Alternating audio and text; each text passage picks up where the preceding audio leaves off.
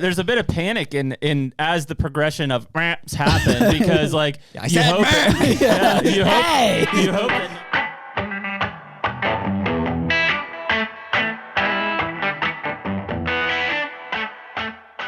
HUNTR Podcast is brought to you by Deer Grow. Man, we've been using Deer Grow products for a long time, the Plot Start and Plot Boost, more recently Plot Till. Now we've got 3 new liquid fertilizers that have been put in the mix that will cover everything we could want for a food plot program. It's huge, man. The more food plotting we do, it's like, man, the liquids just make sense. Like whether it's herbicides or the Plot Start and Plot Boost, and now the fertilizers getting mixed in. It's like, man, I can combine all of those in certain cases and do less passes for more results. I mean, it's all about efficiency. I mean, like you said, less passes. If you're out there treating your beans with glyphosate in the summertime, you can mix in this fertilizer, do that all at once. You have the boost in there to help some metabolism. It's all about efficiency when we're talking about food plots. And really the big difference on these liquid fertilizers is you're bypassing some of these soil limitations, pH limitations, the soil type. In a lot of cases, we talk about dry fertilizers only being available for 17% of what you put down in the first year. These liquid fertilizers straight into the plant are 90% available in the first year. Huge difference in what you're going to see in growth. It's huge. And so right now you can use code HUNTR15 for 15% off any of the Deer Grow products on their website.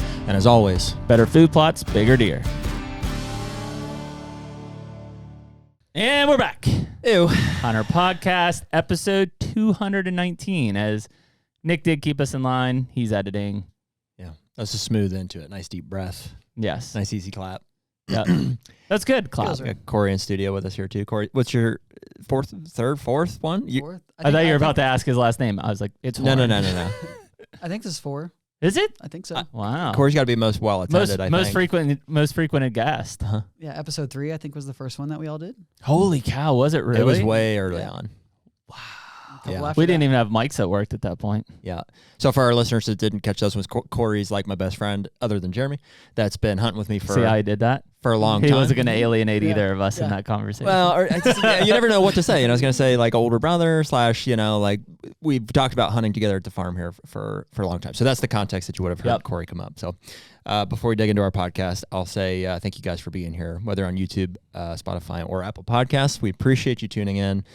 Give us a like, follow, or subscribe, whatever's appropriate for that channel. One of those will give you a notification. You might have to hit the bell or something as to when we drop these episodes, but they're every Tuesday and Thursday nights at 6 p.m. Eastern time. If you've written us on Instagram or DM or the website, those are the 2 platforms that we check the most frequently. Apparently, Jeremy's pretty up on the Instagram stuff, so I apologize on the last one because I haven't read them recently. But got most of them covered. Jeremy's working there for you, and I'm on the website there for the most part, so appreciate you guys reaching out. We have some merch on our website. There's the rope caps are up. I think I'm probably wearing mine. That's my favorite hat. So we got those in black and green. We'll have some beanies coming for you guys soon. Ooh, yeah, I like that. Obviously, we're all rocking matching water bottles here. Matching water bottles. I had my name on. Yep, it says Flynn right there, just like a kindergartner. How'd you do that? A Sharpie. A Sharpie. Wow, wow, very nice. So doesn't mean that Jared still won't drink and pee in it, but you never know. It helps. At least it'll help your odds. It's at least been marked at this point. Your odds. So appreciate you guys picking some of that stuff up. That is a big part of how Nick gets paid. So he appreciates that, as do we. And here we go. During the course of this podcast, it's Halloween. And as such, today is Halloween. We're enjoying. It feels appropriate to have a drink on Halloween. Jeremy Limerick from Better Backshop brought us some local Punxsutawney hard cider. So this is from the Punxsy Beverage Company. We've got the Pumpkutani, and then the ginger and pearly. The pear's good. Yeah. Yeah. So. Corey and I you guys don't seem to be loving the pumpkin. Well, we're going pumpkin because it's Halloween. We'll go through it. We'll get it. Yeah, we'll get through it. Yeah. So we've got that on table. We've got Corey Horn in studio, most frequented guest on the HUNTR Podcast. It's a pretty big privilege. It's a big accomplishment. So. Yeah. I think I want a pin. It's huge. We'll get one for you. Yeah. We'll make that happen. Yep. I'm not going to butcher the math, but sometime in the late teens of November, if we're listening to this, when it dropped. So we are probably... What a time. What a time to be alive. We're probably within 10 to 14 days, I think 10 days of Thanksgiving at this point. That's how close we are of this dropping. So interesting time in the woods. And more than one of us at this table have shot a buck at this point. That we're recording this right now. Yeah. That is. Yeah. And I would be the one that has not. So. And they've both dropped in Ohio, coincidentally. Yeah. Yeah. In the last 2 weeks. Close enough. Yes. Close enough. 3 weeks for me. 3. Yeah. So, yeah, I mean, I guess like I mentioned it probably on the last one here, but Corey and my dad both shot bucks On the 25th. on the 25th. And that's your 3rd buck off the farm? 4th. 4th. That's right. We ran through him the other day. Mm-hmm. Really? You shot that. I remember that 10. Well, go in sequential order. You shot the So- one off the Thompsons, the first I remember. The 7. The 7. I don't think I remember that deer. I filmed it. Remember Last Light? That was a long time ago. I mean, It was. You walk. I mean, it was as quick as Last Light came in. Jared's like, "Yep, we got a shooter." Turned around, shot him, dropped. That was it. Wow. It was- off that Thompson corner years ago. I remember the 10 you filmed. Yeah, that was years after. Yep. Mhm. Yep. That's your highest scoring deer. That 10. 2020. It was like Yeah. 147. Yeah, that was I a think. really nice 10 point. Yep. And then the one last year. Yep. That's right. Yep. Did we which have a name was for him? We never named him. Nope. You He was did. just, No, you had a name for him, I thought. That was late season? It was. No. It No, was no. when we were coming back from Illinois. Yeah, right. it was that night. It would have It been, would've like been- November 24th. It would have been right around this time frame. No, because we came back the like 21st or something. Then it was the 22nd. It was cold. Yeah. It was the day after. Very close to when this podcast is dropping a year ago. And that was that morning you guys got back. Yep. You guys got back that night, went out that morning. Mm-hmm. So that one, and then this one, which we've named Forky. Forky. Forky. Yeah, which was a cool deer. That deer had been hammering that water hole pretty consistently. Yep. Yep. Did you see him on any other part of the farm? No, he was on there That's just kind of his home. pretty snug. That was his Well, core. I mean, he made it over to the tuning fork and Mhm. some of the surrounding cameras and stuff, but he was hugging that water hole pretty tight. Mhm. And actually, so that was our second night of hunting on this trip. And the first night I sent him over to the Losier. There'd I been remember that. some other decent bucks there, and he saw a nice one, but just didn't get a real good look at it, and it didn't come in. Yeah. Up on that ridge on the top side. And while we were out that night, we got pictures of Forky, and I was like, of course, went to the wrong spot. And so sent him up there the next night, and 6:15 knocked it out. Yeah, walked right in. From the opposite way. That they're normally coming out of the back of the plot and then coming up, but he was already pushing Doe around, and so Doe just like kind of booked into the field, and they were running from something. I couldn't see it, and I don't know if we have pictures of it, but his rack is, as it comes around, all I could see is like you have this one full rack on the side, and then you just have this giant fork on top. Was he a 4 or 5 on that other side? 5. He was a 5. Hmm. And that's all I caught was the glimpse of that. And I was Yeah. like, I don't know who that is because it looked full. And then he came in. Then you saw the. I saw the other side. And I was like, oh, perfect. And do you know Tell me that that deer one. from last year? We looked. Yeah, I looked back and tried to find pictures, and I couldn't. I don't know if that's a genetic thing or an injury that he was. I would assume it was basically an a fork, injury. So, but I didn't remember. I mean, I think he was 4 this year, so I couldn't Yeah. find any deer that I felt like were 3 that. I would assume Had he that had a characteristics. pedicle injury, maybe even last year, like shedding out. That looks like what it would tend to be. Yeah. Or he stole all of the other brow tines and just combined it into that one because Into the all of the singular. other, Yeah, singular tine. Yeah. all of our other deer are missing those. Yeah. So, but regardless, I mean, this was good deer to shoot. I mean, that was the age class we're looking for, and who knows? I mean, those deer, whether it's genetic or injury, if they're gonna recover from that the next year, but from an age standpoint alone, I mean, we were gonna hunt him, and he was Was that all we're hunting him four as a with trophy. bow? and so as a- Yeah, I've never hunted gun. Really?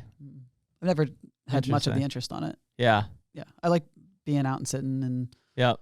being in that spot. like, I mean, last year was all by yourself too, but I mean, I feel like this year, like just every time now, it's like you're getting some under your belt to where it's just like I didn't do anything for that. I mean, I brought your clothes in the bin.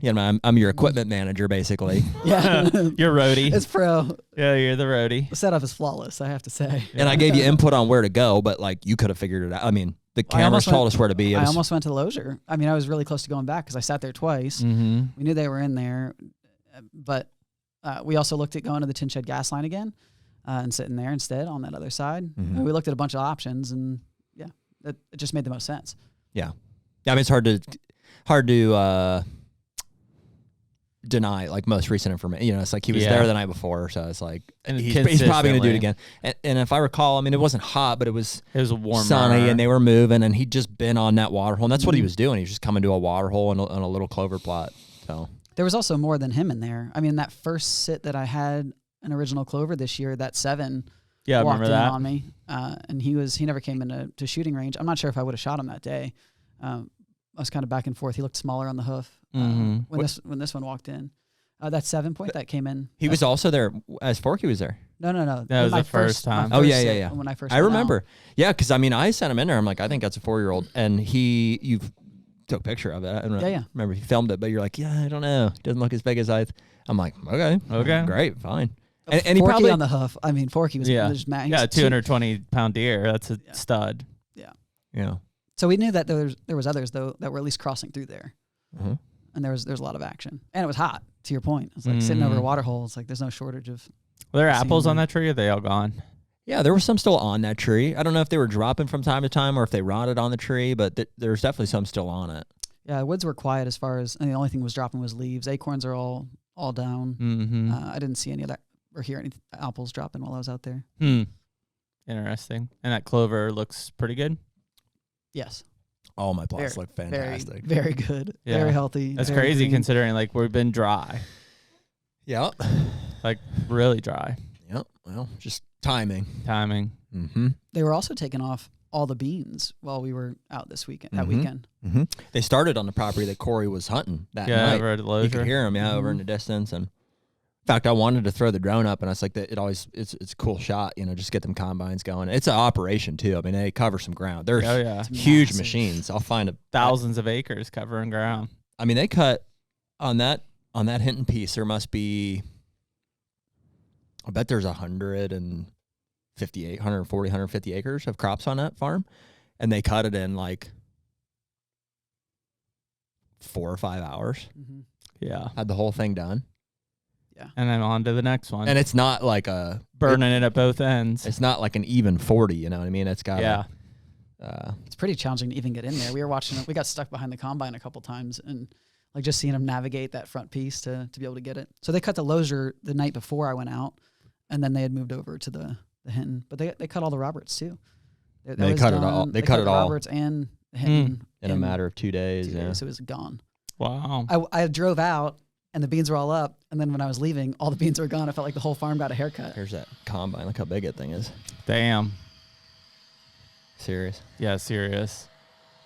Well, I mean, I think, or when we I asked you about the bow side because we briefly talked about it in the Hunt Companion a couple weeks ago when we were kind of recapping this hunt for you. But, it definitely seems like it's a pretty big learning curve, but like every hunt that you've had or every harvest especially that you've had, you've for sure picked up like a lesson throughout it.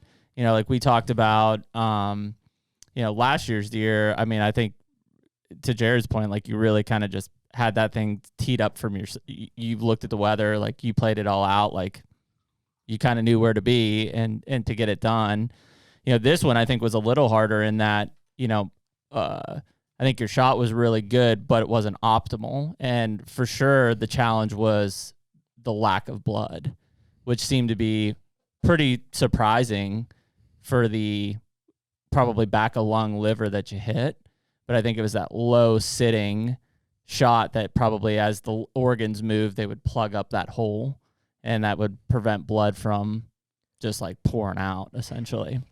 Yeah, I think it was the shot, and so in the context of it, for listeners, as he came in, I expected that the plot was full. There was deer all over, and he came in and he started kind of coming towards that water hole, and so I had from the opposite side you expected. From the opposite side, from the food, from the actual field. It's along, it's some sort of an easement.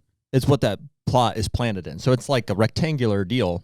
And at the back half of it, there's a bedding area on the knob. And we would expect them to come out from that. But instead, the deer came from, it opens up to an open field at the top of a hill. And so that deer walked in right where Corey walked in, which is the opening to the field. Yeah. And right where I walked in, so I was like, is he going to smell me? The wind was kind of swirling. It was hot. So I just wasn't sure. But it looked like he was just going to walk right up. And he actually just crushed some scrapes right where I walked in. So I was sitting there watching him once I finally figured out who it was, and I knew he was going to come straight across. I just wasn't sure where he was going to cut up. And so there was a great window where I knew no matter what, he'd walk through if he didn't get scared off from something or smell me, whatever it was. And as soon as he walked into that window, I drew and I tried to stop him. And I'm yelling at him, and he's not stopping. Well, and what was the noise? I didn't mean to make you make a funny noise. Yeah, you map at him. Like it's loud. I mean, I was. How many times do you remember? 3, 4. Yeah. I mean, that was increasingly louder. Increasingly louder. Yeah. And no reaction. Enough to where all the other deer turned around and looked at me. So and you noticed that. And I noticed, I'm drawn, and I see the heads all turn because there's a bit of panic in as the progression of ramps happen because like you hope that number 1 stops him when it doesn't, and 2 and 3 don't, and it's like he's now moving through the shooting lane. That's when things can go wrong quick. That was it. And so if he took another 2 or 3 steps, he was going to be out of my lane. And then there's a tree, and then I would miss that shot until he got probably to the back of the water hole. But at that point, there was no more time, and I had already blown my cover there. Yeah, everybody's looking. What tree are you saying is going to be in your way?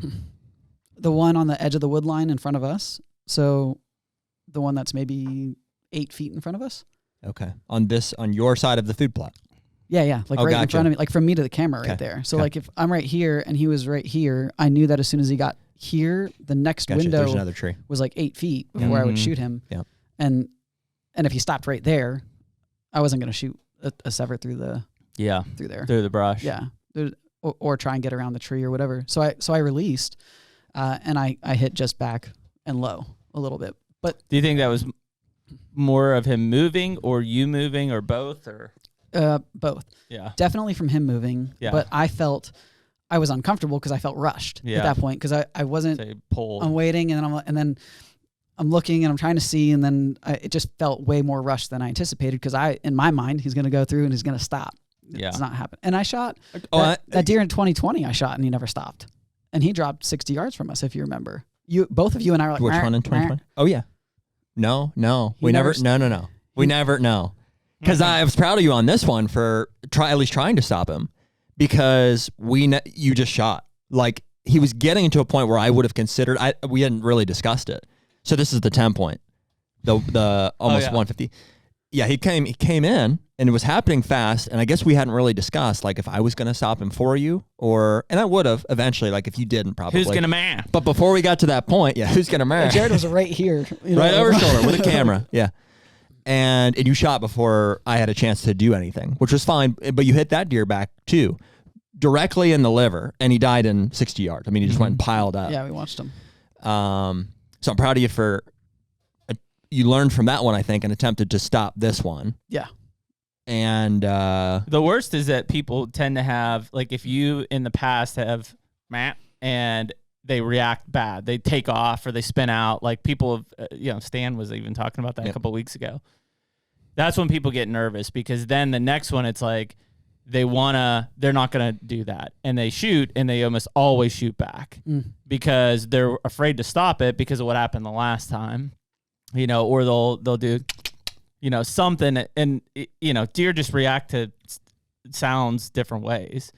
But when you have that bad experience, it makes you really reluctant to do it again. Like, so for instance, I think if that 10 point you're talking about, if you would hit him even further back and like maybe not recovered him or something, odds are you probably would have been more vocal out of the gate on like to get him to stop on that side. Maybe. I think you did the right thing. I mean, I think the objective with making a noise at them is just to catch their ear, just to slow them. Yeah, not to start. Well, no, just stop them. But it's not like, they recognize the sound and they're like, doe. Like, that is, I think, what people are trying to do with the but it really, and you want it to start fairly subtle because it needs to be loud enough that they hear it, which is sometimes louder than you think because they are in the zone, like they're rutting. They're going somewhere. Yeah, so, versus coming in on edge when like you go and they're gonna be. Yeah, but not so loud that it scares them. It boogers them. Yeah, he was as comfortable as can be too walking in. Yeah. I didn't feel rushed with him coming in. He's never seen a person up there. Like, he's just been totally comfortable. He's just got his water hole. He's got clover. He's just like in his I was way more Glory comfortable up than there. he was by the time he wasn't stopping. Yeah. And I'm like, The HUNTR Podcast is brought to you by Hoyt.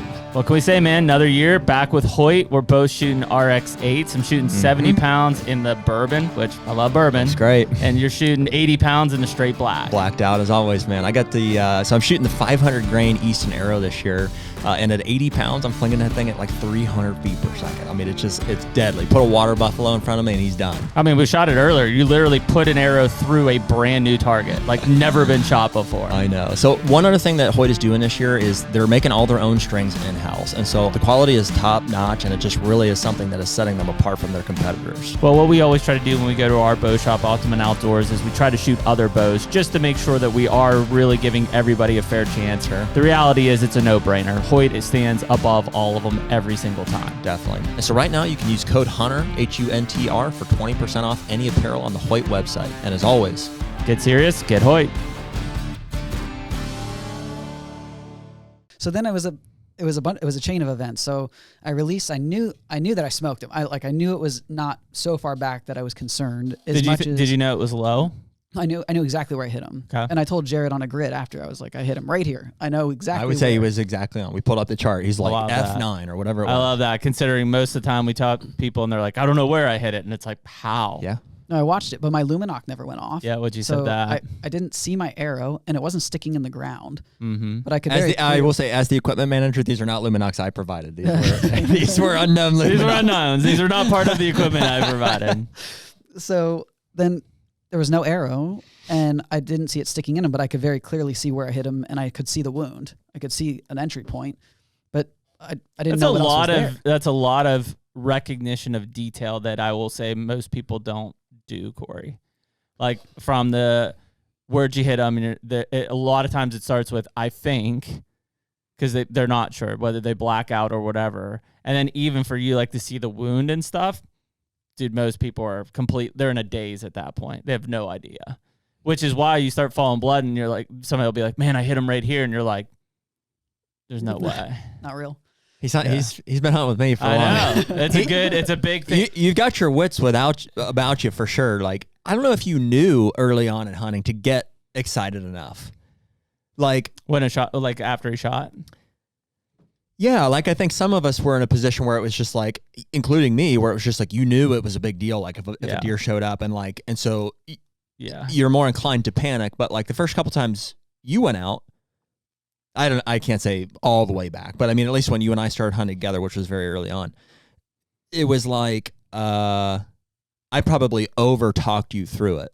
Mm-hmm. For sure I did, because I'm a control freak, and I was like, don't do this, and I think you got to the point where you're like, okay, I get it. Like I understand the mindset that I'm supposed to have here. And then you started really having success when I left you alone with that. I was like, okay, I'm over giving you input here. So you know what to do, and you know how to like what your mindset is supposed to be like as that's happening. I think yes, I agree with all that. And that comes from conversations with time with you in the woods, seeing the execution, shooting doe before I would ever draw on a big buck, because I could feel just that repetition. And that's where I think something that I told Jared was that there's no point in the stand or when I drew that I had to even consider or think about. Mm-hmm. Like everything was so repetitive and natural, and no concentration of it, because I shoot so much, and because I focus on that shot so much, and because I do it in repetition, and I'm in my mind, I'm visualizing it before it's happening. And so I'm not thinking about gear and management. I know that's there. I'm not thinking about my bow or my sight or anything else. I'm so fluid with that. And that's why I could tell that I was just slightly rushed enough, because I know how much I'm shooting not rushed. And so I could feel just that little bit, and I didn't follow through as much as I would have normally. And I'm aware of that because I just spent the time doing it. You put in the reps, and that's something that I don't feel like I could go out in the woods in good faith and hunt and do this if I didn't put that time in before. If I just like went out after not shooting for however long and so for people listening, just to catch them up on a base, what's the setup that we have on your side? What bow? Yeah, what bow are you shooting? I have your 2 Hoyts ago. Yeah, you're shooting it's the carbon spider. Yeah. Oh, it is a carbon spider? 30, yeah. Yeah. And we put 70-pound limbs on that? No, or 60. You're shooting 70 pounds. I don't remember. Yeah, you might be. I think we put 70s on it because you took I had 80s on it at one off, time. and then we went down. I doubt I would have put 70s on there. Maybe we put this. Did we put the new 65s on it? Maybe. My pound. I'm 65. Yeah, so we probably put the new 65s on it. Okay. And then you're shooting the sever. Mm-hmm. 100 grain or 125s? 100 grains. 100 grains. Yeah. 100 that's what we grains put on there. And Way then, yep. So that makes sense. Do you know what his total arrow weight is? I don't recall. Probably 470s. We haven't 460s? messed with it real recently, just because that setup's been working for you. And Yeah, it was 2 years ago. We transitioned everything, and it's Probably been working really well. 460s, 470s. yeah, We dropped the weight. It was too heavy on the front, and then you cut them down a little bit, and then we switched out the severs right before I went out this year from last year's. Yeah. Yeah. So I mean, I think that's a sweet spot at 65. You're probably shooting 280 to 290 feet per second out of that bow. Would be my guess. It feels great. I mean, Yeah. I love the setup right now. It's working well. Well, and so you didn't see your arrow, but we do believe it passed through, right? It was just hanging on the other side. Well, so I walked down. I wait a little bit, 20 minutes or so. I mean, I saw him right where he went into the woods. Yep, mark that. Watch him, and What I get down. What did you call before you got down? You called me. I called you. Called Call Jeremy. me. Called Jeremy. Yeah. And I called my wife. Yeah. Yep, Yeah. that's 3. That was it. That's good checks. Yeah. And so, And I told you. I called Dad. I did call Dad Dad. too? Yeah. Yeah. And I think because I asked you, I said, good hit. You know, that's what I wanted to know. And you're like, well, yeah, good hit. I think like maybe a touch low and back. I'm like, great, just back out. That's all I needed to know. Yeah. Even if it was a perfect hit, you know, even if you're like, no reason. I saw him go down, I'd be like, dude, just get down and back out, and we'll go get him together, you know. So I get down and I walk over to where I knew I hit him. Mm-hmm. And as I walk up to the spot, there is one drop of blood on one leaf. Mm-hmm. And that's at impact. at impact. Yep. And that's Which it. isn't uncommon. You did see that before you even left, like during daylight, you saw that drop of blood. Yeah, I remember when we walked back out, I stuck the stick in where I saw it. So when we walked back in at night, I knew exactly where that was. I don't think I realized that there was a drop of blood there as well, because we found one more drop of blood. Mm-hmm. I thought that was the only towards drop that the we end of found. the food plot where he was exiting. No, not pretty close to where he hit it. Oh, okay. So two of them within 5 feet of each other. Yeah. So I put a stick in before I left, but that was it. And I didn't walk any further. I just walked right out of the woods and then went back to the house. One of the most important things you could have done right there. Want me to go There's a chase lot him? of people that would have been like, well, let me just go see if I can find. No, because you saw where that deer ended up being, and you likely would have bumped him. Yeah, he had you probably done was that. standing underneath. And there was other deer around, so I didn't know which direction every other deer ran. So backed out, came and met you, went back in, and we didn't see any. I mean, all we saw at night was that same drop. Do you want me to switch your chair? It's squeaking a lot. I know. Let me get you another one. Sorry, I interrupted you. No, you're good. So we go back in What time in the is dark. this? We waited. What time? Yeah, what We time shot did- him at like 6:15. Yeah. 6:15. I got Yes. down from my stand at like 7. 7. Met so at the we- house at 7:30. We're probably back out there at 8. Okay. And So about 2 hours after. so we walked. We tracked through with lights. Me, Jared, and Dad. And we walked up to the wood line right there, and there was nothing. Nothing. We couldn't find anything. Mind you, there's still no arrow. I didn't know what happened to the We arrow, assumed it was 'cause in him at that point. I assumed it was in him, but I also didn't see him. I didn't see it sticking out of him when he ran away. So I was really, my mind's like, well, I don't know. I really don't know what would have happened to it. And I thought I would have found it sitting there. But regardless, we backed out because we didn't know where he went, what the situation was, how far he was in. It kind of goes down into a ditch. And then there's a bottom that runs that just along that ridge. So we back out and we go to bed. Woke up at 7:30 the next morning. It wasn't super cold outside. It was like 40s. And we go into the woods, and I don't think we found anything for 40 yards. What was the mindset at that point?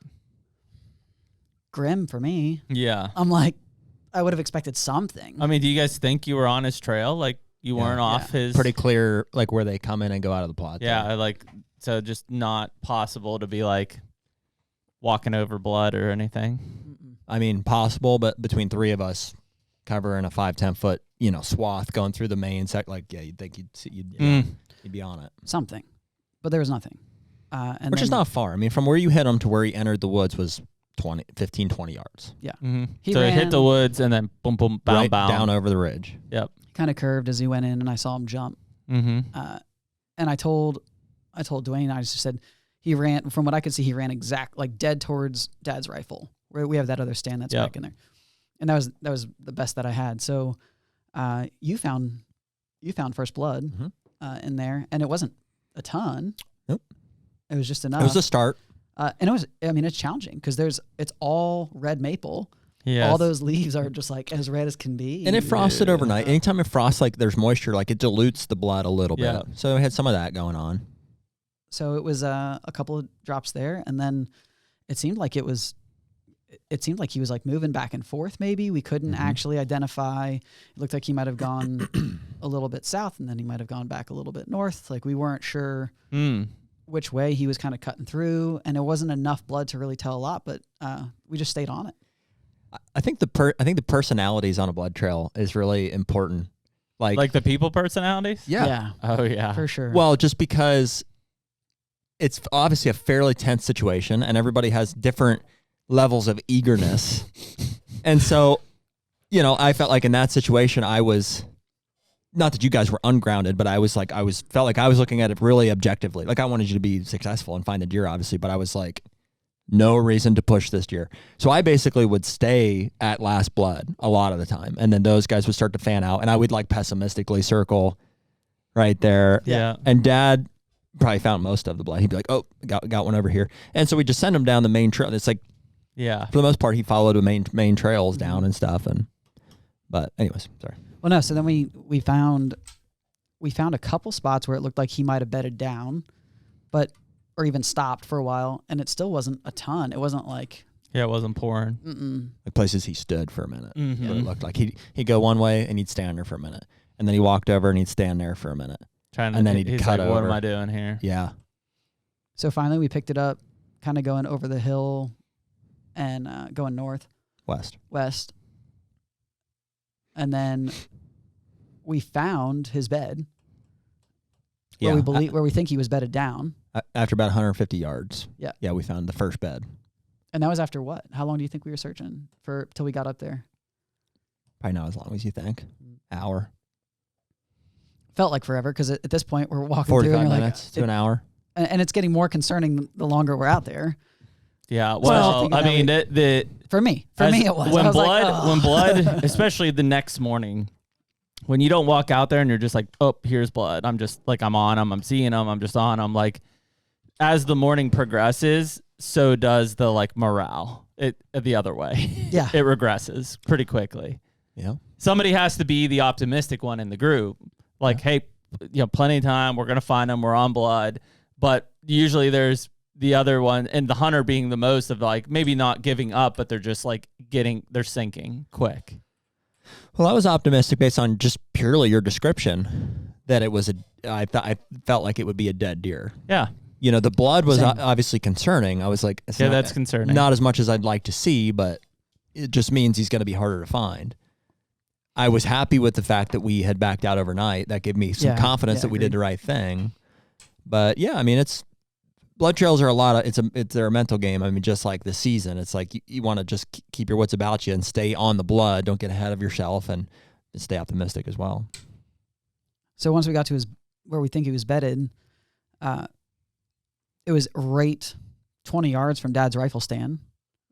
And so from there, it just kind of looked like the blood dissipated. Like there was some blood in the bed. There wasn't nearly as much as we probably not thought. at the time. So, I mean, I would assume thought process is that bed, potentially he either was laying in and got up when you guys were looking at 8 o'clock or whatever at night, or coyotes got him up probably and out of it. Yeah.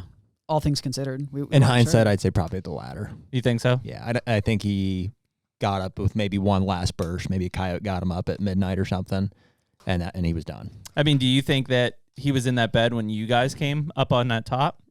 Last night? Mm-hmm. Or the night of? You would think so, because that's not far. Yeah, I would say he was. He was probably laying right there. Yeah, he was in there. It'd there. been one of those ones where you're walking through, you shine up, there's two eyes looking at you type of thing. Yep. Or he would have been. Oh, yeah. No, he was bounded. alive when we went up. Yep. Absolutely. Mm-hmm. Yeah. So key when in doubt, back out. That's what got that deer recovered, was backing out that night. Yep. Definitely. Yeah, there's no way. We would have pushed him way too far. The thing was is that outside of his bed there was no real blood that was moving any other direction. Like Not a lot of blood in the bed, right? Not a lot of blood in the bed and no real trail coming out of it. That we See, could that find. one, that would have been the one that really starts to sink you. When you find a bed, It was. but you don't find a bunch. When you don't find a bunch of blood in the bed, it's like, uh-oh. Yeah, we were hitting a wall at that point. Yeah, because I mean, how long you been searching at this point? An hour. Yeah, I mean, Creeping along, but yeah, we're creeping along. It wasn't like we're like hats off, you know. Yeah, but you find that bed and not a lot of blood in the bed, and you're like, that was the point where we're like, yeah, not good.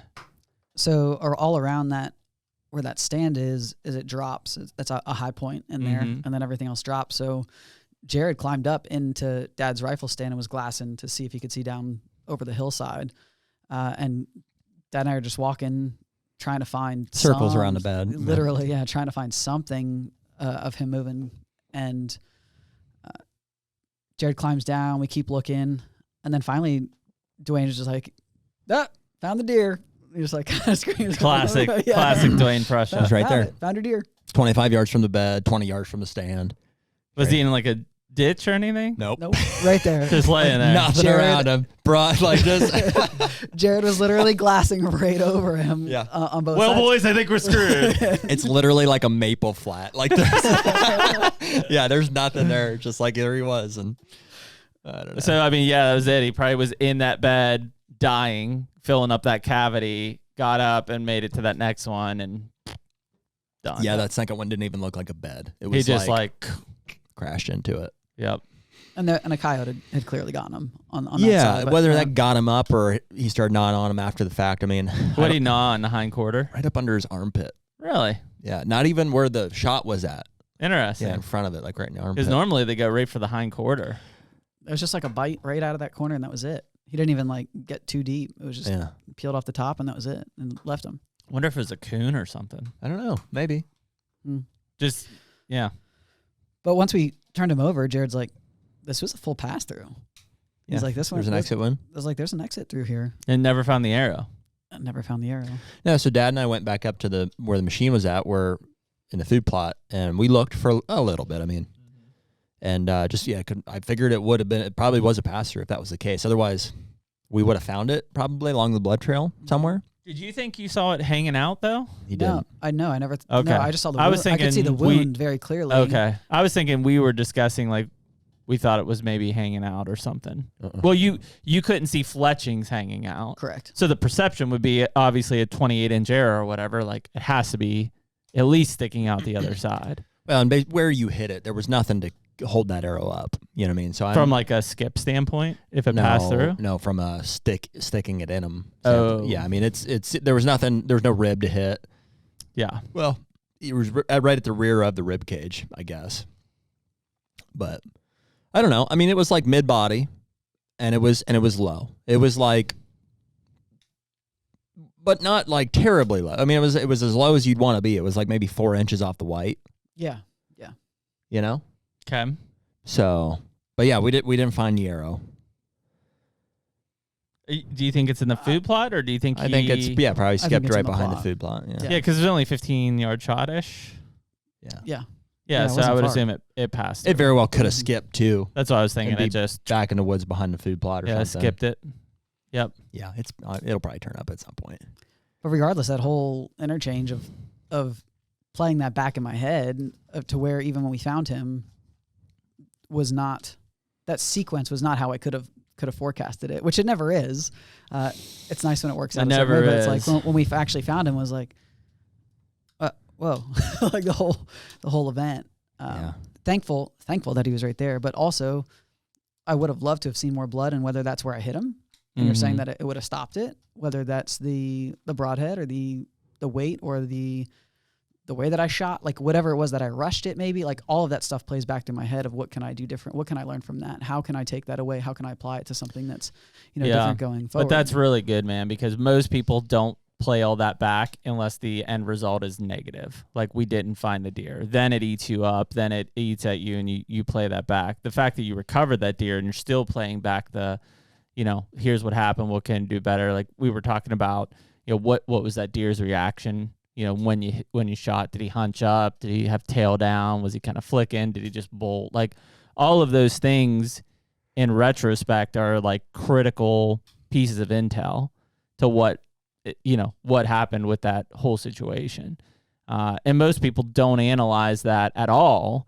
The few that do usually analyze it when they don't find the deer. And it's like a real negative outcome. Like, what could I have done better? What should I have done different? Whatever it is. So to do that on something that you've had success is, I think, a really good learning lesson for sure. The HUNTR Podcast is brought to you by Rack Hub. Well, dude, sheds are starting to hit the ground. Yeah, and although we usually don't find many of them, we've done pretty well this season so far. I would say for just, a handful of walks, we've got a pile of sheds to show for it. So yeah, I'm excited. Yeah, I mean, if shed season would end today, I think it was pretty successful. So this year we're partnering with Rack Hub. It's an antler mounting system for your sheds. Yeah, and obviously people have watched our podcast. We've got this massive pile of sheds that are on the table at all times, but you guys took the time to set up Wide Boy's shed on the R1, which is a really cool way to now have that thing right off to my left-hand side during the podcast. So some of these sheds just call for a little bit more appreciation, I guess. So rather than being on a pile on the table, we're going to mount them on the wall, and they look awesome. So yeah. And so if anybody wants to try Rack Hub, you can use the code HUNTR10, HUNTR10 at rackhub.com to get 10% off your order. Use Rack Hub to make the most of your shed season. I think all like the nuances of like all those little details, like a lot of people I think try to like intentionally or unintentionally, like they black it out. Like, we keep saying they black out or whatever, but that's what it is though. The moment's just so exciting and overwhelming that it's like, and some people find a way to like pull it off even in the midst of that. And other people try to black it out completely. Like, don't even look at the antlers, just focus on this or that. And that's fine. I mean, whatever is, gets them dead. I mean, that's the objective. We're all trying to like get ourselves to that point. But ultimately, like, if you can figure out how to kill them and then become more aware of those things again, you want to experience every little detail. Yeah. You want to just be, taking every piece of it in and remembering every little detail, and that's what makes the best memory there with it. But they are the things also that get you in trouble if you're focusing on them when you're not supposed to be. So, dude, I think you did just about everything right. I mean, and it's like it's in hindsight, so it's like who knows what I would have done in the moment. But had I been with you, I want to believe that I would have held you off on shooting it where you shot it. Oh, wait till you got up to the water hole. We would have. First of all, I don't know if I would have tried to stop him there because I knew that next window would probably be coming and it's a better shot angle. So we probably would have let him just walk through that first window. And as long as it seemed like he was going to for sure be in our second one. And he probably would have stopped at that water hole on his own, and he probably would have just crushed him out of that. But if not, if he was going to walk in front of it, we would have stopped him there eventually. And I would have done exactly what you did, but I would have increased my volume until he stopped. That's probably the only thing I would have done differently. And I could see easily, because I thought about it, of letting him walk through. When I've seen some of the other deer move through there, they went out of range when they came in, so they might have hugged that far corner and cut up. And if he did that, then it reduced the likelihood of getting that in a more comfortable range. I mean, sub 20 yards, like right there on that window, I was like, I mean, that I couldn't be more confident in that shot versus even having to take now with other deer in the field taking a 30-yard shot if he's on the backside of the water hole away from it. And I'd rather have that closeness right there because the likelihood of things going wrong is it just shrinks significantly, right? So and with other deer around, even on that draw from them facing me. So it's like the perfect timing to do that draw, to look at it. And before I even made any noise, like I knew I was going to likely execute right there just based on the other situation. But very well could have been patient and watched him walk off. Well, there's no way to, I don't know. Like in hindsight, you might be right. You know what I mean? That deer might have stopped before he got to that point. So, I mean, there's potential consequences to taking the route I would have given you too. Sure. But I think that's what I would recommend in the future. if you can, I mean, if it seems like they're going to get to a point where they're going to give you a more favorable shot angle, because like even yours, I think he was maybe broadside at best. I think he wasn't. I mean, if anything, he was maybe a hair quartering to you, which is fine. It's a good angle. So there's nothing wrong with the shot that you took. You know, I mean, obviously, just because he was walking was a hair low and back. You know, and it was a lethal shot, so it was awesome.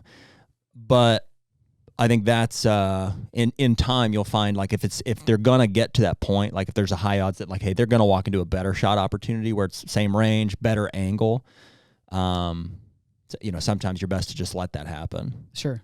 And I mean, I told you guys about last year. I had that buck walk under me up on the hogback, the whole hogback, and I never had a shot on him. And so there's probably something in my head too of like seizing that opportunity, because I watched this monster 4-year-old walk right under me and I never actually got the shot. And it was like, fair point. It's like, man, you would have shot that. You would have found a way to shot the deer that maybe. I think so. Well, so in that situation, we analyzed that one too, I think. I mean, in that situation, I would have got him past me and tried to stop him in a way that he turned and gave me enough of a quartering shot. Yeah, but again, it's like I wasn't there and it didn't happen. So it's easy for me to say that. In theory. Yeah, in theory. Another deer, he never stopped. Maybe I'm just not being loud enough in the stand, because I was grunting at him. I was practically yelling at him too, and he never actually stopped. He was just head down moving. I would say so, dude. If they don't perk up and look at you, they didn't hear you. Yeah. They're not going to just ignore you. I think the hardest part about the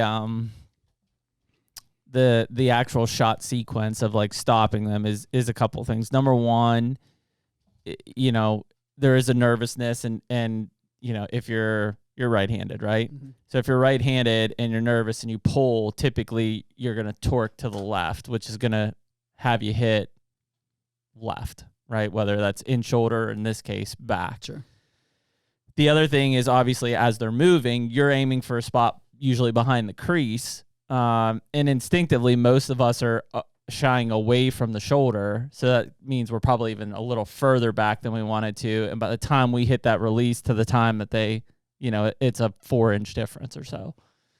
So when you think about those things, that's the hardest part for a lot of guys. And I know plenty of guys mostly traditional guys who will shoot deer on the walk. They know that it's a 4 to 6 inch difference depending on which way the deer's walking from aim point to release. And so like if he's walking from left to right like yours was, they would have been on the shoulder blade and probably not stopped them and just released it knowing it's going to hit 4 to 6 inches behind that spot. That just takes time and killing a bunch of deer and, you know, in those situations. For most of us compound guys, because our bows are so fast, it's just hold it and shoot. And if you're 3 inches back or something, it's still a dead deer.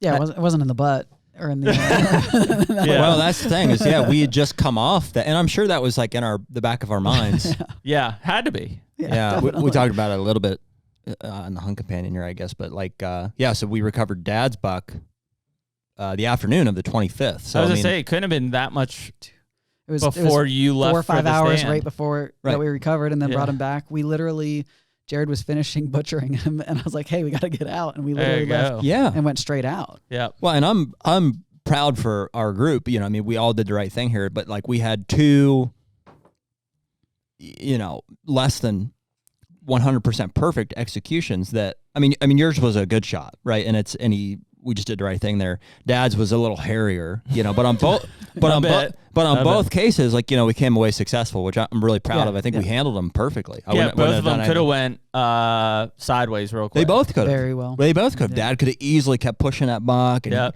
he might have could have dove in at 8 p.m. and pushed them. Yep. Kept pushing them down the hill and with no blood, like it's a needle in the haystack. Yeah.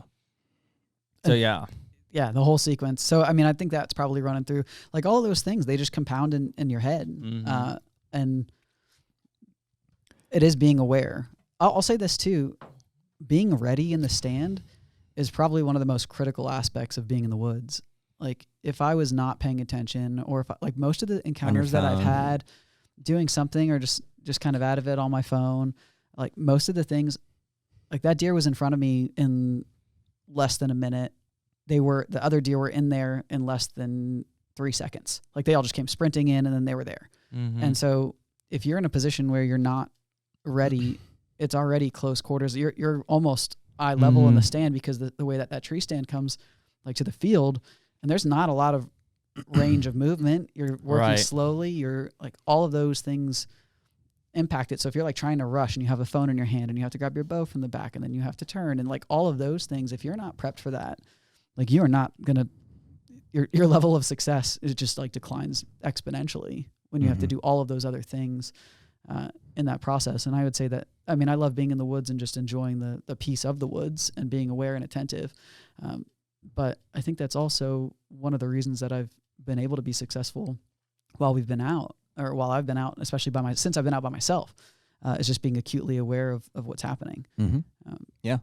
Well, that's also why it can be exhausting. You know, it's like you come back from like some people think, oh, it's just nice, peaceful. All you're doing is sitting in the woods. It should be super relaxing. It's like I am like pins and needles like most of the time. You know what I mean? It's like constantly looking and trying to be in a position of readiness, like having my bow and my camera arm and stuff in a way where, you know, where I can be ready, you know, to act and stuff. And so it's kind of exhausting in that way, but yeah, no, you're right. So from obviously, let's see how I say this. So $2 in one day, farm record. Oh yeah. Yeah. Farm record. Yeah, I'd say for sure. Also, the age on that buck is definitely a farm record. Farm record age on that buck? By 2 years, I think. Yeah. And so I was going to say, and we'll assume Corey's was a 4-year-old, right, at this point. You know, what's the most bucks you guys have taken off that property? In what time frame? In a year. In a season.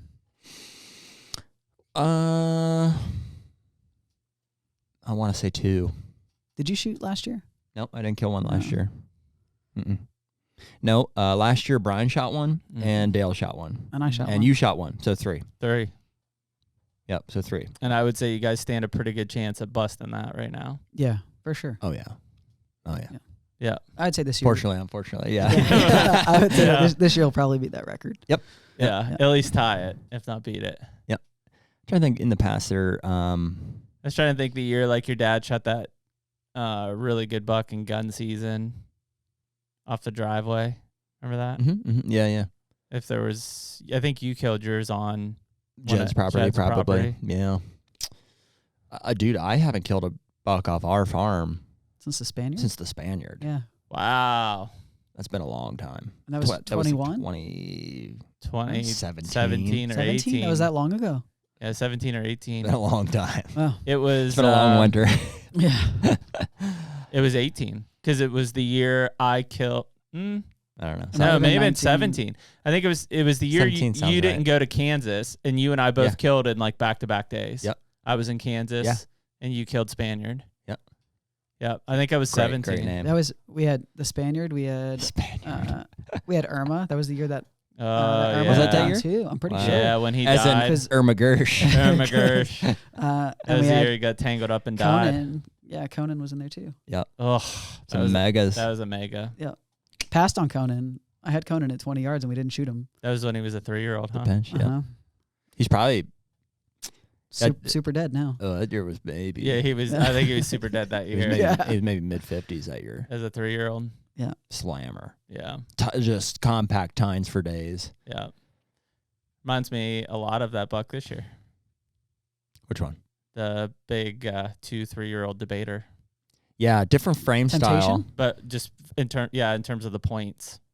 Yeah, I'll tell you what, Conan was impressive. We'll have to look back at some pictures. I have one of his 2-year-old sheds. Mm-hmm. Well, I'd love to find those sheds off Temptation. Be giant. Yeah. Yeah, I mean, those are the things that because I think people, why I bring that up is because people hear in context about, okay, well, first of all, if we back up to like that 17, 18 time frame, you guys didn't have near as much land to hunt. You were much tighter in terms of the property you had to hunt because your uncle had been leasing everything else through base camp leasing. Right. Yeah. So you didn't have access to that. So it's only been in the last... I didn't have any of Jed stuff either. Right. So in the last 2 or 3 years that you've really opened up the amount of land you're covering. Yeah. Acreage-wise. Yep. And frankly, Yeah, I owe some of that to solar panel stuff. So like when my uncle started looking at some of that stuff, they couldn't have concurrent leases on it. Yeah, so they kicked all the leasers off, and not like we hunt all of it a ton, but it's like it made a better buffer. Yeah, it relieved the pressure. And also gave us some access opportunities that we didn't have before. Sure. I think those have been really big. Or regained. Yeah. Some of the stuff. Yeah. So, I mean, I think that's, so when you start looking at those like record years, like obviously last year I think was the record year. And at that point you guys had just gained access to basically all of that stuff. Mm-hmm. That was like the first year. Oh, it's got increasingly better. Not to mention all the work that's gone into it. Even the property that we have been able to hunt outside of the lease side of it, like the burns, the water hole this year, both of them. Food. Are you starting to see any more like briars and stuff pop up in the burns yet? Yeah. I mean, it's thick. I wouldn't say it's like holding deer necessarily. I mean, I don't really feel that way. I also feel like some of our TSI is aging out as I've been in the like timber. That 6 to 8 year point. Yeah. As I've been in the timber, I'm like feeling like it's not that thick anymore. There's deer in there. Yeah. And we stay out of it, so it's unpressured. But yeah, it's not just more could be thicker. Stubby. Yeah, I mean, I'm going to take my own advice that I gave you on the Kentucky piece the other day, and like we probably need to look at some areas for clear cuts if I can talk Dad into some of that, like just a patch here, a patch there, and then a couple years from now go back, and that's what you need. You need little bedding pockets for deer. It's huge, man. I mean, that's the biggest impact I've seen on my Ohio place. Those mature bucks are not bedding. Like right now, they're not bedding where I thought they would bed.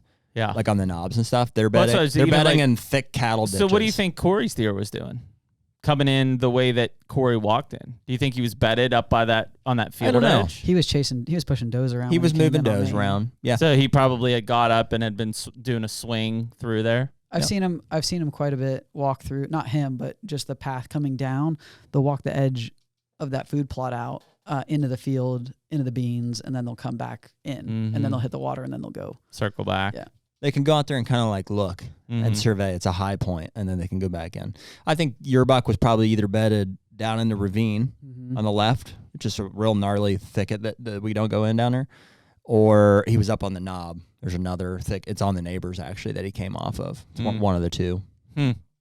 Yeah, I think it's interesting. Yeah, I think that CSI thing's a big one. I mean that, even with all the food in the world, like.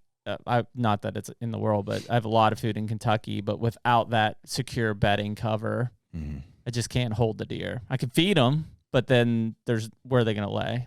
They don't want to lay on in the someone else's property. Yeah, they don't want to go and lay in the wide open, and just sit there. Yeah. They want security thicket. They want tightness. They want cover. Yeah. It's interesting. I'll say like this year being in all beans compared to corn, it's just such a different environment out there. Because and even though there's so much food, and I was excited for them to cut, corn is dense, and they're moving so much more securely in there versus like at least with beans we can see however far. But and they don't want to be just out there laying in the beans, but they will for sure lay in the corn. Yeah, they will. But I also think it's like kind of like switchgrass, where it's like kind of like a void area for them, and it's nice to have because it creates a buffer for them to feel more secure in the timber, and also for us to have. Access. Cleaner access. Yeah, I think the best example is like in the pinch, when you're sitting in the pinch and there's corn there, they just have these big lanes that they're nice and comfortable to walk through. There's all those acorns that are dropping, and you just have a nice full funnel of traffic, consistently coming in. The HUNTR Podcast is brought to you by Sever. Well, one of the biggest things that we always talk about is what our arrow setups are. And this year we're shooting the Sever broadheads. I think we're both shooting the new 2-inch titanium broadhead. And so, we're huge proponents of expandables. And I know we've had this argument back and forth with people, but we're right and you're wrong, and you just need to accept it. We just want to have a giant wound that pumps out blood. That's the bottom line. We build our arrow setups and shoot bows, to maximize penetration, and we shoot broadheads that are going to give us the best blood trails, the most hemorrhage possible. And so part of those setups is we're also shooting the Easton arrows here coming up pretty soon. So we've shot the Victory in the past, and there's all kind of great arrow shafts on the market, but like we're looking for a whole system from broadhead to arrow components to the arrow shaft itself. And, the more we look at some of these Easton shafts and the components that go with them, that setup's going to be really deadly for us. Yeah, I'm actually using the Easton traditional axis right now in my traditional setups for both my recurve and my longbow. I've got a 100 grain brass insert on those. And then obviously I'm using a fixed blade broadhead on those specific shafts. Right on. So, but yeah, our goal is always to be shooting the best broadhead that we think is going to be the most lethal for our setups. We've done plenty of research. We believe in the Sever broadheads, and we hope you would check them out at Sever Broadheads as well. Yeah, I definitely prefer a corn ear on most of that stuff. I prefer corn beans as a food source. Sure. Like if I'm gonna have a destination food source, Yep. I want it to be beans. Do you think those deer hitting those beans hard right now or not yet? Oh yeah, I know they are. They are crushing them right now? Yep. They were crushing them on the back of. They're crushing everything, dude. They're crushing the rye. They're crushing Nebraska. I really see them crushing rye and acorn still, but I guess I haven't been out there, but I'll be interested to see if they're crushing those beans in Kentucky yet. Oh yeah. On the back of the Ramsey, when we went out on that spot, I mean, there's a bunch of acorn trees that line that, and then it goes up into the beans, and it's nice and secure. And it was just very clear the lines that they were eating and pushing in on both sides. Yeah, just mowing them. Yeah, I mean, just all the way down on the backside. Yeah, I mean, I think our problem is we have a lot of deer. Yeah, and it's just it's really challenging to access spots. Like there's maybe 2 or 3 spots I feel like you can hunt in the morning. I know that's a tough one, it's really especially hard. at this part of the year. Especially when you got 5 or 6 guys. You want to be hunting the mornings. Yeah, we're getting to that point, and it's not. If you can just be honest with yourself about where those deer probably are, and if your goal is to not bump them going in, it's just like it really limits the spots. Like, that Easy Gate, for instance, is a spot that I look at. I'm like, they're going to cruise through here. It's a spot I'd love to hunt in the morning. And I tried it the other morning, and there was deer everywhere. Yeah, I remember you saying they were blowing all over the place and stuff, busting out. So what I did, that was the day after Corey left. I got in there plenty early. I would have been in the stand by 6:30, and shooting light is 7:15. Yeah. So I was plenty early, and I just walked around the knob. And in the afternoon, it's really clean access because there's not bedding there. It's a pasture I'm walking through, and I'm getting right into like a little finger of woods that overlooks a water hole and a brassica plot that I would call kind of a staging plot adjacent to a destination food source, my bean field. And it's just like, even though you feel like, I'm still 100 yards from the bean field, it's like, it's right there, Yeah. And I could just hear them. I could walk around the corner of the pasture that I was in. I could hear them munching acorns. I could hear them running around. I could hear them grunting, like just a pile of deer down there, just all over the place. And so I just waited. I stood right there for 45 minutes until it got light enough that I felt like I could see. And still, I bumped deer getting in. I mean, a lot of them I think had worked off. I didn't do as much damage as whatever, and I saw some deer, later that morning and stuff. But I just kind of decided, like, I just don't know if it's rut or not. They're gonna be in those destination food areas at night. Agree. You know what I mean? They get out there because they can see a long ways. They know that that's where the does are gonna go, so that's just what they do. Mm-hmm. So I just don't know if that's a huntable spot in the morning, but Rays is the same. There's no easy way to get in and out of there without pushing stuff. Yeah. Well, so the objective with our property, I think, in the future is to try to continue to separate it. Like, you want to have areas, there's only so many places you can access.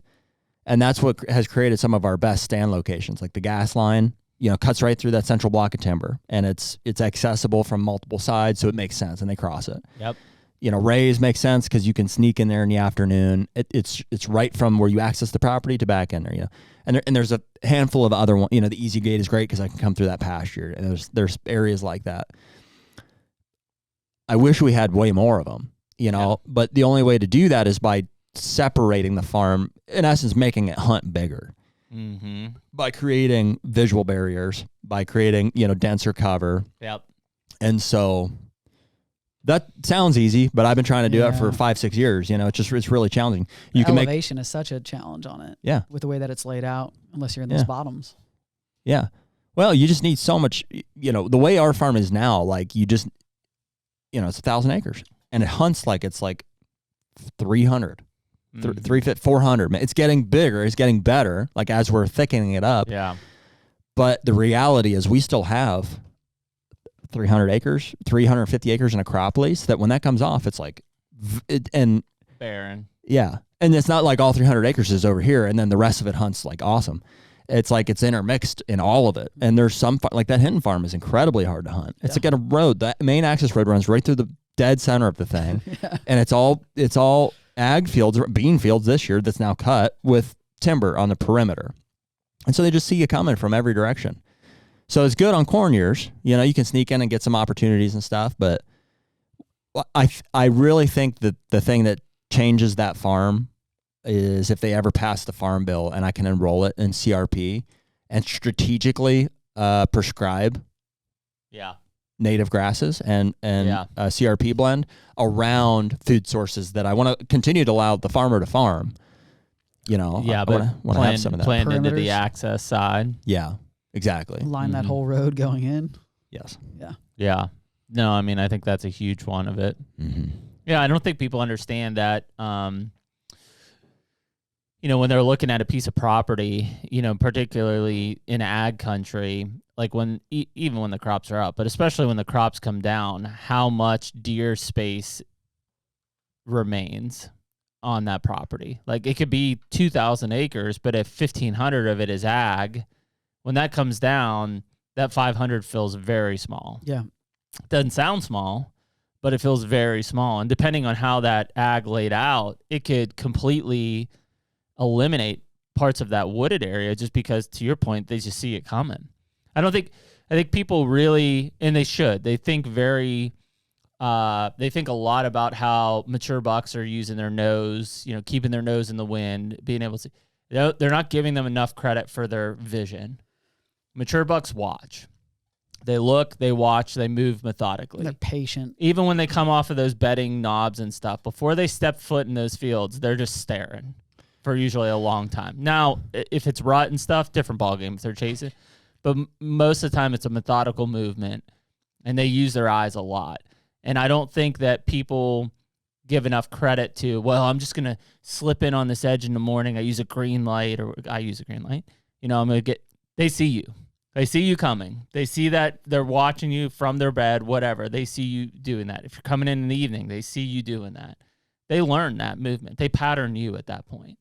They're not dumb animals by any means. It takes a lot of property to hunt a deer's entire core area. Mm-hmm.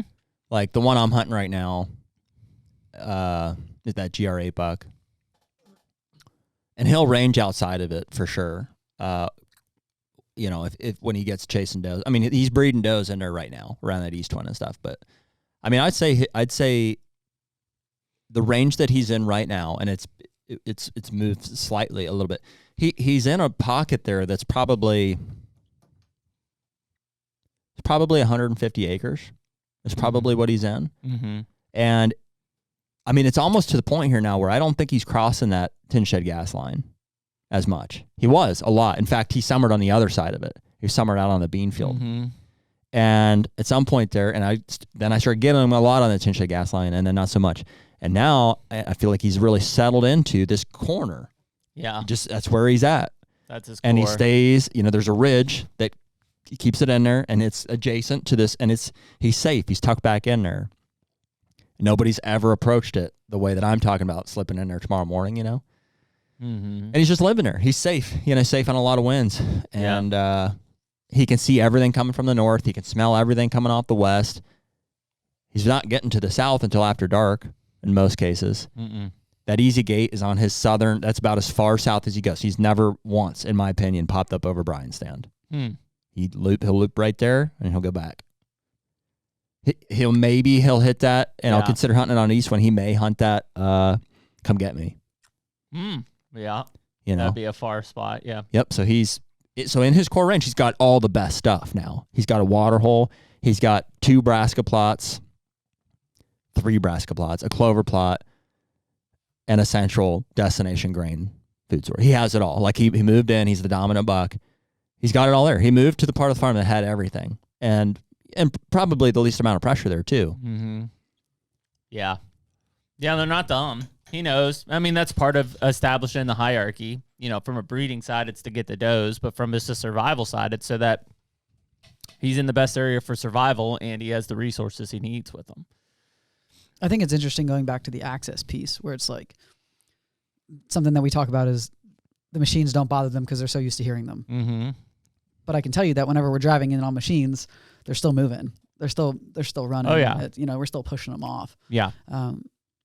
I hunted that original clover when season first opened, and I took the bike all the way up there, which it's not like the easiest ride on a bike to get up to it, but I rode right up to the stand and just dropped the bike in the field.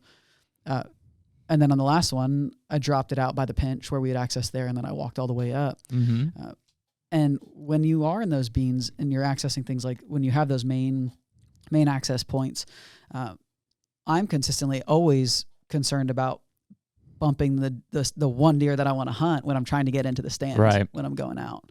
And that's something that's always been like me, as quiet as I want to, but if they see us coming from a mile away, to your point about the vision and watching, we can't see anything on that ridge line in those woods. And I know they can all see me walking that road all the way up to my stand every time. Yeah. And they can see me from both field sides. It's kind of hilarious. If you, just imagine because you can't see into the woods at all. They have every advantage. If you're up in that wood line, you're just like, look at this asshole. Like, it's just going to ride the main road right down the middle of the property. And I mean, that's guy's a joke. I mean, but it's a large percentage of people's access is that scenario. Mm-hmm. And they, for whatever reason, they think that they're doing it stealthy, like they're playing the wind. I mean, that's the thing is, like, if you think about these leeward ridges, let's say there's a south wind. So obviously the north side of that hill is the leeward ridge. If you're coming in from the north so that the wind's in your face, he's watching you. Like directly. He's got the wind to his back. It's coming over the top, and he's watching straight up to the north. You're coming in from the north because you think that you're playing the wind, and he's not going to wind you. He's watching you.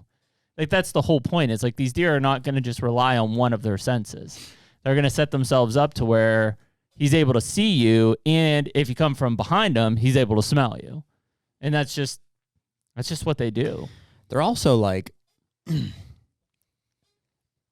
I just think that I don't think they're thinking about it intentionally as much as we make it seem. They're just really comfortable with that, what they've always done. It's just survival tactics. Well, yeah, and it's just like what's always worked for them. It's what's kept them alive up until this point. So I don't think they're constantly like, okay, wind at my back, this, that. They're not analyzing it that way. They're just doing what they do in the area that they've never been disturbed at. Well, and I mean, it's a fight or flight tactic for them, right? They're going to flight every time. It's also hoping that when I'm going into that stand, the deer that I'm going in there for is on the back side of the opposite side that I'm coming in on, and that I'm not pushing them out. Yeah. So access comes into everything. That's huge. Well, that's the big one. And you can win with that. I mean, so like, for example, you'll know where I'm talking about, and you do too. So tomorrow we have a west wind, and we've never hunted anywhere in that block of timber. I would say is like a third, if not half, of his core area. Because it's kind of indistinct. Like, it's just like, I don't know, I just never felt like it's been a deer's core area in the past. You know what I'm talking? Mm-hmm. East of the east one there. And I can access it easily. Mm-hmm. I think he beds at the far north end of it on prevailing west winds or whatever. And so we can see out towards, the road, like if I'm driving in towards the gas well or whatever. But he's feeding into and running does around per my hunt at the Easy Gate the other day. He's over there. Yeah. In the evenings and at night. He's running around in there. And so my thought is he may come back up that way. On a west wind, he may want to J-hook back up into if he's going to bed in that spot where I think he likes. Mm-hmm. So my thought is, fortunately, my access is from the north. I could drive up there, and instead of walking around the well pad to the Easy Gate, I'm just going to jump. I'm going to drop straight down into the timber and hang east of the east twin. Like within shooting range of it, like where I can just cover, I don't know. I'm just going to pick a tree. And try to see if I can catch him slipping back in there like later in the morning. Mm-hmm. Which he may not. I mean, he may bed down with the doe in another ditch or something, but I mean, that's... possible. Yeah, because we're getting to the point where patterning them is tough. Yeah. What do you think about that? I like it. I mean, I think, in fact, per my answering Instagram comments, we just had one before this podcast, and it was like, hey, I've been hunting this deer. Like, at what point do you guys just say screw the wind and just go? And the answer is like, never. Like, I'm just getting riskier as it goes. Yeah. I'm getting bolder in my moves, but you can't ever just say screw the wind because he'll get you. Well, yeah. You can be riskier, you can be bolder, Well, I think that's your tactic, right? I mean, you're not forgetting the wind. I hunted that easy gate on an east wind. Yeah. Which is not. No, it's dead wrong. That's blowing straight out. Blowing right at the water hole. Yeah. My thought process there was based on the temperature drop and the pressure being like at an all-time high, I thought the thermals would be rising. Did they? Yeah. Then you were good. Yeah. And so, yeah, it panned off. It was just my understanding, or, it worked out. I thought that's what the thermals would be doing, and they were. I didn't get in there. I mean, the other part of my plan was wrong, which is I thought I could maybe get in there. Yeah, I couldn't slip in and I couldn't, so I didn't get in that clean. But as crazy as it seems last night is we were having mainly a west wind last night, west, even southwest, but occasionally it would turn northwest or north. Like I felt it like blow behind me. And as I was throwing milkweed, like anytime it turned north, that son of a bitch went straight up in the air. Like just rocket ship straight up. So even when I thought, I could feel those hitting the back of my head, I'm like, shit, this is not good. I was taking it straight up in the air. I've been really happy with my scent control this year. Like, I don't go overboard with it. I ride in the truck with my camo. Yeah, me too. Is what it is.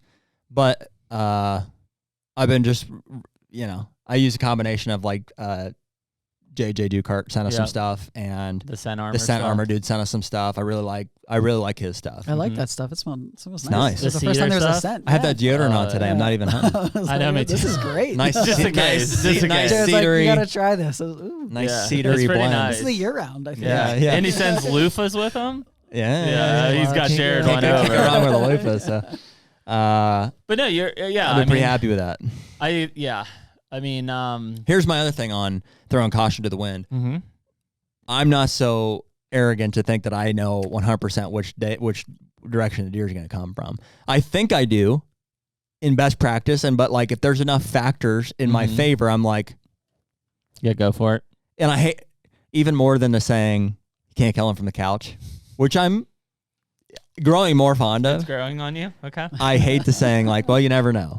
Yeah. Because while that is also true, like sometimes I'll tell you who doesn't know is the weatherman. Because every time he tells me it's a northwest wind, it isn't a northwest wind. I got one he wants to come on. He set us up his name's Eric. You got a weatherman? Yeah, a meteorologist. Really? From Harrisburg.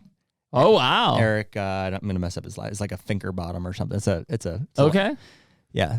Can you tell me why they tell me it's a northwest and I never get like it ends up being like I'm sure he could. An east? I'm sure he could. Yeah, he's a lifelong. I'm sure deer it's hunter terrain and thermals and. He texted me this morning, so we'll maybe get him on at some point. Interesting. Yeah. But he's coming into a dangerous situation. So there's that too. There is an element of like you never know. As much You're gonna tell me there's a 50% chance of rain when I could tell you there's a 50% chance it's not gonna rain, and we're both right. The HUNTR Podcast is brought to you by Muddy and Stealth Cam trail cameras. Cell cams. What an evolution the industry has seen, and we've experienced personally over the past 5, 10, whenever cameras were invented, right? It's like, man, it's totally changed the way that we inventory deer, pattern deer, and ultimately the decisions that we make when we're going out to hunt. They're a serious piece of the puzzle, and that information is invaluable for us. We trust the Muddy and Stealth cams, together to be able to collect any of that information. Yeah, I mean, as an admitted trail cam addict, I've definitely been guilty of underhunting places or relying too heavily on that information that's come in. That said, it's an invaluable tool to the overall management plan and strategy that I have for my own properties or even hunting public land. It doesn't matter. We have a finite amount of time in going out and hunting. So when you and I are after a particular class or quality of deer, usually a mature buck, we can't waste time hunting an area where that deer doesn't exist. And those cell cams provide that information that allow us to spend the time in the area with the highest chance to accomplish our goals. Say it all the time, man. They can't kill them if they're not there. That's it. So right now, any of our listeners can use code HUNTR20 to get 20% off either Muddy or Stealth cameras. We're certainly going to be taking advantage of that, and we hope you guys do too. Yep, check out Stealth Cam and Muddy. Even when I went out for this last hunt, when I shot, 1, he came in from the direction I was not expecting. 2, the wind was swirling like crazy, and at one point just blowing directly into the field. And then 3, once I got in, I think we got in at like 4 by the time we got out. And an hour into my sit, I hear out of nowhere, I just hear something blow at me or blow in the bottom field back behind me. And I slowly turn to look, and I see a rack. I can't tell who or what it is. And then I see he blew one more time, and it was a buck and a doe. And I was like, that was probably who I was hunting. Like I couldn't get a full vision. I was like, that, I probably just blew out my whole hunt, and it's only 5 o'clock by this time. And I thought for sure, I was like, well, now my wind is going to blow there. They ran right into where I thought they were going, where everyone else was bedded, or at least moving around. I mean, that's the downfall of having too many deer on the property is access. It's freaking hard. Well, that's not ours either. Like that's where that line, that that's property the line is. And so that's not our field back there. Yeah. So it really you don't know. Is a limited number of spots you can truly get away with, like from an access standpoint, from a wind standpoint. Like there's only so many spots you can really get away with. It's less than people think. Especially if you're trying to be conservative, and you're trying to give him the wind because that's going to basically optimize the chances of him coming through. Because if the wind's not favorable for him, he could, but he shouldn't be coming through there. Yeah, in theory, I think. I don't know. I'm of that thinking, but also, like, I think if, that's more so in a cruising mindset. Like, I think they'll intentionally get downwind of something they're trying to smell, like a bedding area. Mm-hmm. But if they're gonna walk through a funnel, or like in a ditch, and there's nothing to be downwind of necessarily, I don't know what wind they're gonna use. I've seen them walk up that with the wind in their back. The other day I saw G4.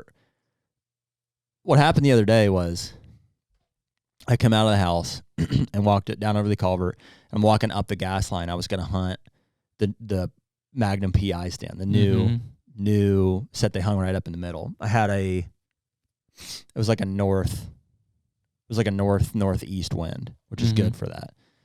And as I'm like a third of the way up there, I hear like kind of a commotion, and I see a doe, and I see GR8 with her on the beans, like right on the edge, like across the ravine from me. Didn't seem like I got them up. It seemed more like that was just the first point I saw them. Like they ran into there from the middle of the bean field, from come get me. I don't know. And so, I had been really taking my time, like just creeping in there. I'm like, there he is. And so I'm just kind of watching. I see him shredding a tree down in the bottom there. I'm like, okay, I make a decision. I'm just going to get up to this stand that's like 80 yards in front of me, 80 to 100 yards in front of me, instead of going 160 to the next one. So I can see over this valley. And I did. It took me an hour and a half to get in what should be like a 10-minute walk. So I really because he was down there. I knew he was down there. And even though he's down there 120 yards from me, like every I was sore. I was sore from like just lizard walking, like creep, And so I finally got in the tree, and then I could see pretty clearly north and south the way the main ravine ran, and he didn't go one of those ways. So he went east. Which I guess is not a perfect example of it. I was going to say they don't always use the wind in their favor, but like, I don't think that was a wind decision. I just think that's the way the doe went, the way he wanted to go back around. So that's what he did. Yeah, I mean, I think those thermals continue to play a huge factor in it of, again, if that's the wind's coming out of the north and you've got rising thermals, there's a twist happening there that allows them to, get up high and catch it coming up, or in the evenings when that thermal's sinking, it could be, wind could be blowing dead east and they could be at the east, but those thermals suck down from the west. Like, those are the things that are kind of the hard unknowns of like, it's a condition by condition standpoint, which is why having milkweed so awesome. Like, I mean, I probably throw milkweed a lot. Just understand. Now, I know like Cody DeQuisto and some of these guys will, like, if they're throwing and like the wind switches, they get down and they move. I don't think I've ever done that before. No, I don't trust the wind that much because I know it'll switch again. Yeah, and I feel like if I'm screwing stuff up by being in the stand and catching my scent, I sure as shit I'm going to blow it when I get on the ground. Try to move it to another. I'm going to quietly exit. But I know a lot of guys do that. A lot of the big buck killers do that. They get down and they're like, I'm not going to blow this. I'm going to move. And it's just like, I don't know. I just have never done that. Well, like, that time I went up to Scary Oak, and it was the thermals were just pulling straight into that bedding. It was not what the prevailing wind was doing. It was not what I needed for it to do. I was gonna ruin more opportunities than I was gonna save by staying there. So I left. That also comes into factor with timing, right? Like if you're later in the evening or later in the morning, it's like, what time are you going to decide if that wind switches or that it's not? Is it like an immediate get up? Yeah, get that's down? the really nice Like, thing about like the big woods aspect in the morning. Maybe not in the evening, but in the morning is like those deer are legging around even in the early season so much that I can get in at gray light and really just ease to my stand as it's sun's coming up and get higher up on the hill and get set, and those thermals are already pulling for me.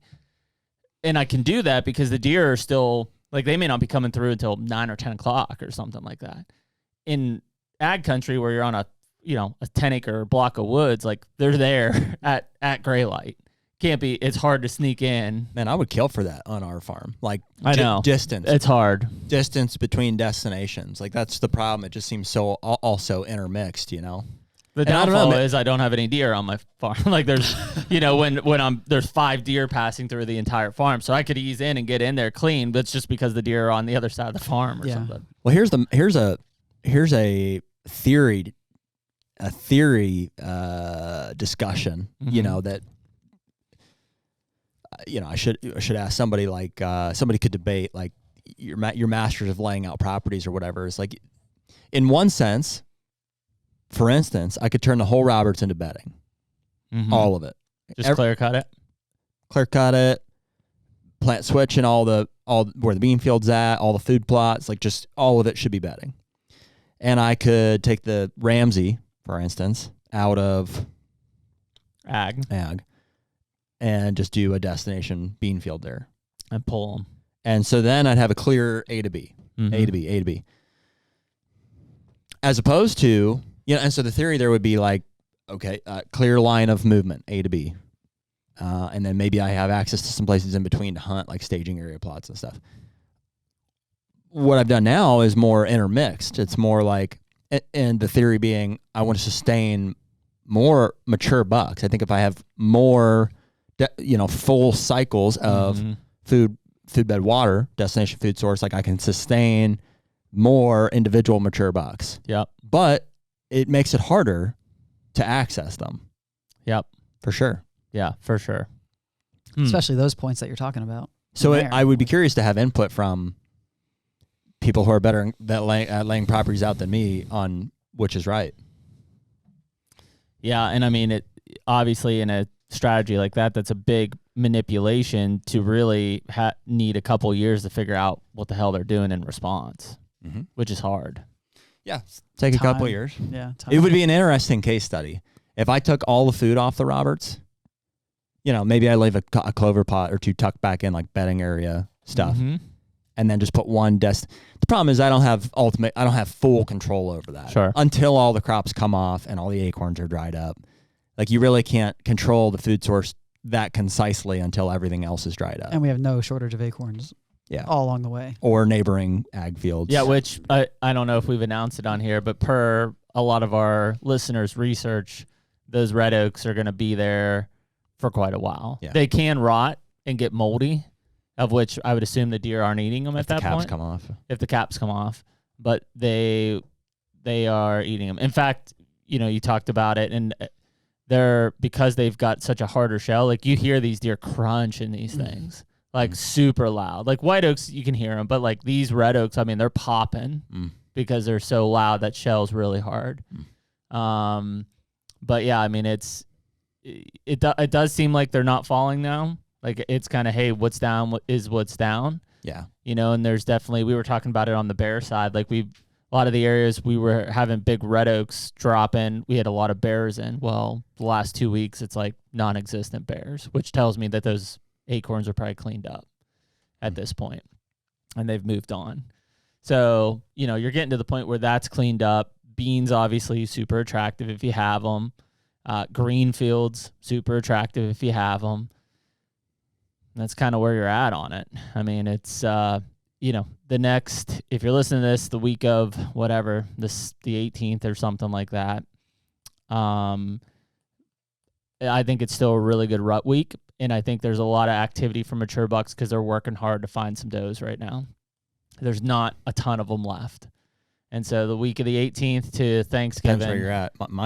That's the more and more I feel like our bucks just breed into December. Yeah. January maybe. Yep. Just because there's so many does.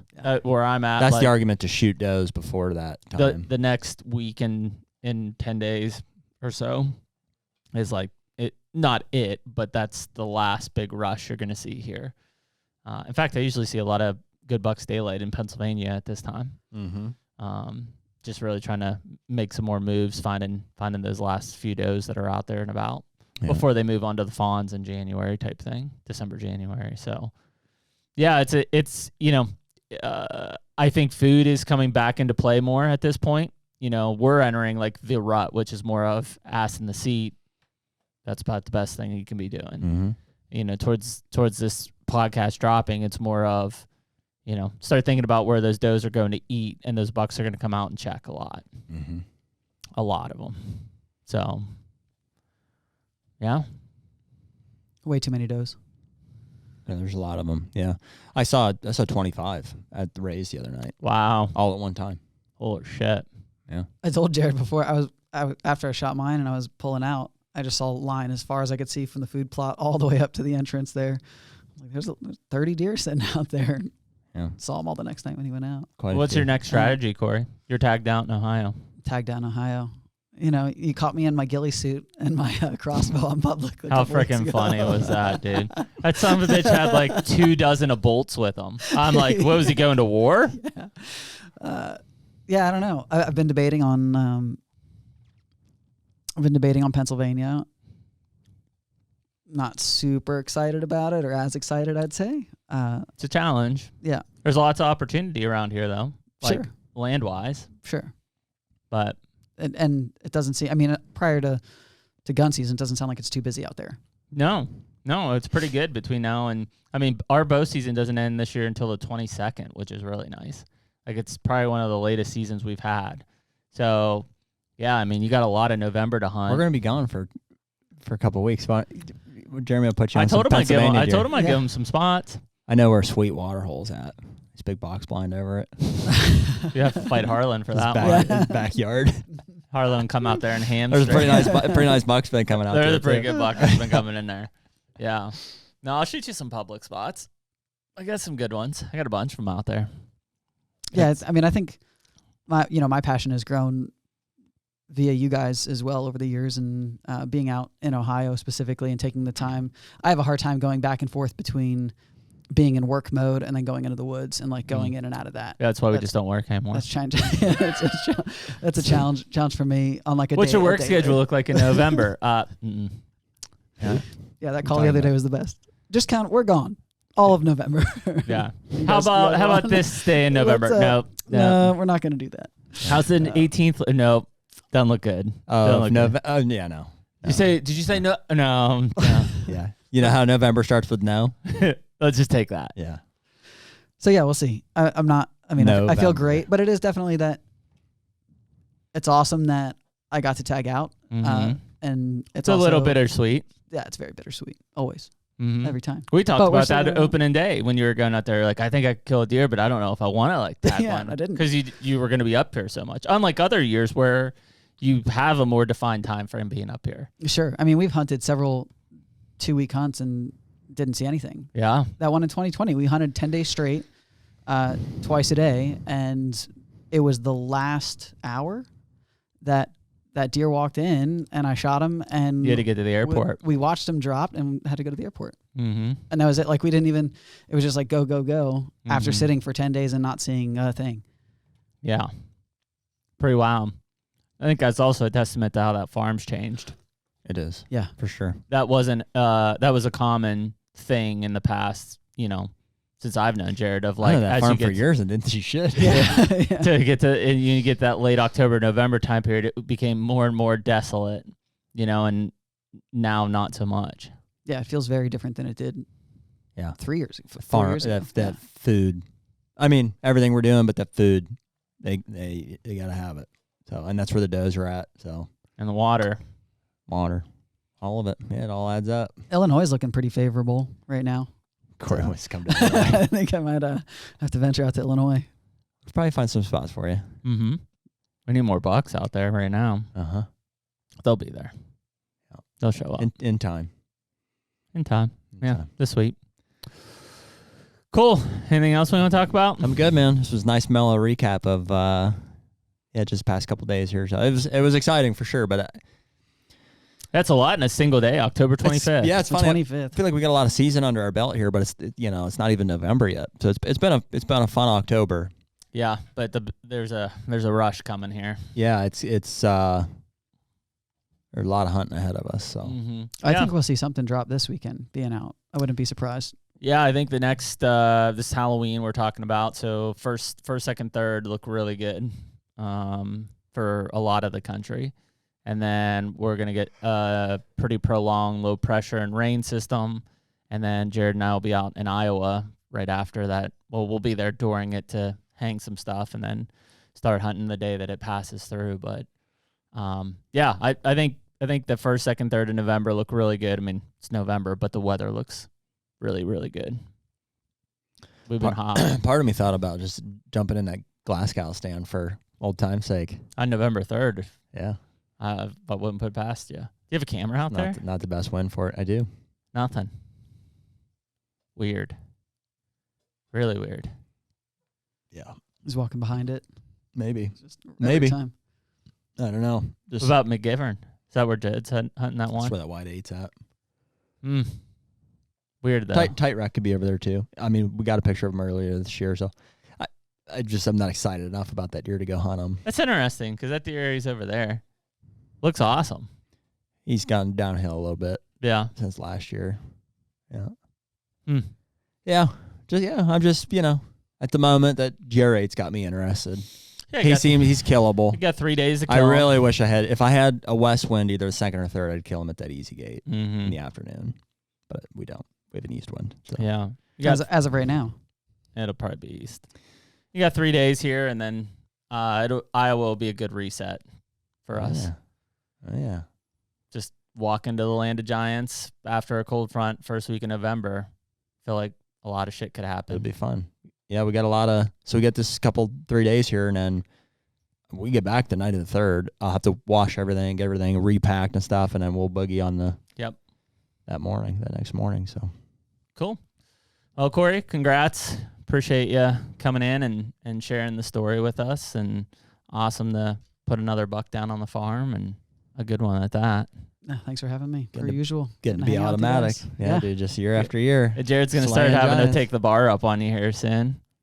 I mean, the bar's always been high. Yeah. And I've never, for a long time. I've never had any issues with that. He might stop being your gear manager. I don't know. Yeah, I'd be a mess. I don't know. I'm like, hey, listen, sorry, but you're on your own for the gear this year.